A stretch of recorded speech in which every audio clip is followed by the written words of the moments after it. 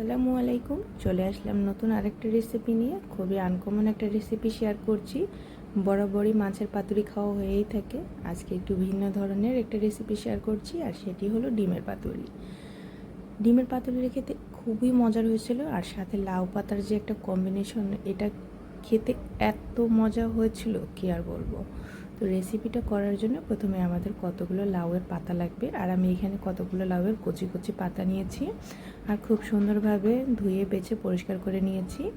এখন আমি এখানে নিয়ে নিচ্ছি এক বাটি থেতো করা পেঁয়াজ, 2 টেবিল চামচের মতো আদা রসুন বাটা, 1 টেবিল চামচ লবণ, হাফ টেবিল চামচ হলুদ গুঁড়ো, আর 1.5 টেবিল চামচের মতো শুকনো মরিচের গুঁড়ো, আর 1 টেবিল চামচ দিয়ে দিচ্ছি গরম মশলার গুঁড়ো।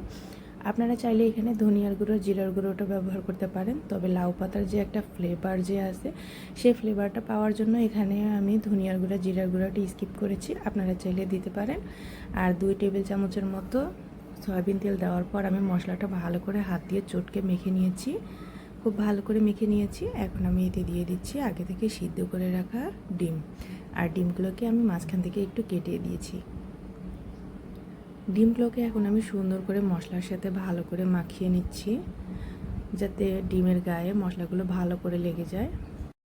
মশলার সাথে ডিমটা আমি ভালো করে মেখে নিয়েছি। এখন যে পাত্রে আমি রান্না করব সেই পাত্রে আগে থেকে ধুয়ে বেছে রাখা লাউ পাতাগুলো একটার পর একটা দিয়ে ভালো করে সাজিয়ে নিচ্ছি।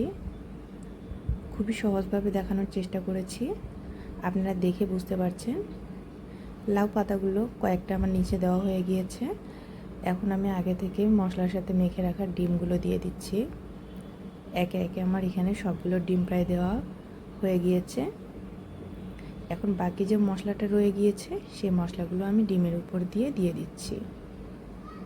মশলাগুলো যখন আমার দেওয়া হয়ে যাবে তখন আমি ভালো করে ডিমের গায়ে লাগিয়ে লাগিয়ে মশলাগুলো দিয়ে দিচ্ছি। এমনভাবে দিচ্ছি যাতে মশলাগুলো ভালো করে সিদ্ধ হয়, আর ডিমের সাথে মশলার যে একটা ফ্লেভার বা গন্ধ সেটা খুব ভালোভাবে ঢুকে যায়। এখন উপর দিয়ে আবারও আমি লাউ পাতা দিয়ে ভালো করে ঢেকে দিচ্ছি, আর ঢাকনা দিয়ে ঢেকে চুলায় বসিয়ে দিচ্ছি। 2-3 মিনিটের মতো জাল করে নেব। 2-3 মিনিট পর আমি ঢাকনা খুলে দেখিয়ে দিচ্ছি, লাউ পাতাটা অনেকটা নরম হয়ে গিয়েছে আর অল্প অল্প পানি ছাড়া শুরু করেছে। এই পর্যায়ে আমি এখানে দিয়ে দেব কিছুটা রান্নার তেল। যেহেতু আমি তখন বেশি করে তেল ব্যবহার করি নাই, তাই আমি এখানে প্রায় হাফ কাপের মতো তেল দিয়ে দিলাম, আর দিয়ে দিচ্ছি হাফ কাপের মতো পানি। এতে করে মশলাটা ভালো করে সিদ্ধ হয়ে যাবে আর রান্নাটা খুব ভালো করে হয়ে যাবে। এরপর ঢাকনা দিয়ে ঢেকে রান্না করে নেব 5 মিনিটের মতো। 5 মিনিট পরে দেখাচ্ছি নিচের দিকটা কত সুন্দর করে হয়ে গিয়েছে আর মশলার কত সুন্দর একটা কালার এসেছে। এখন আমি পাতুরিটাকে একটা প্লেটে ঢেলে নিচ্ছি, যাতে অপর পাশ উল্টিয়ে দিতে পারি, আর উল্টিয়ে সাবধানে দেবেন। আমার উল্টিয়ে দেওয়ার সময় কিন্তু ডিমগুলো বের হয়ে গিয়েছিল, পরে আবারও ভালো করে সাজিয়ে দিয়েছি। আবারও ঢাকনা দিয়ে ঢেকে লো ফ্লেমে রান্না করে নেব 3 থেকে 4 মিনিটের মতো। এদিকে 4 মিনিট হয়ে গিয়েছে আর আমার রান্নাও অলমোস্ট কমপ্লিট। এখন ঠান্ডা করে আমি পরিবেশন করছি।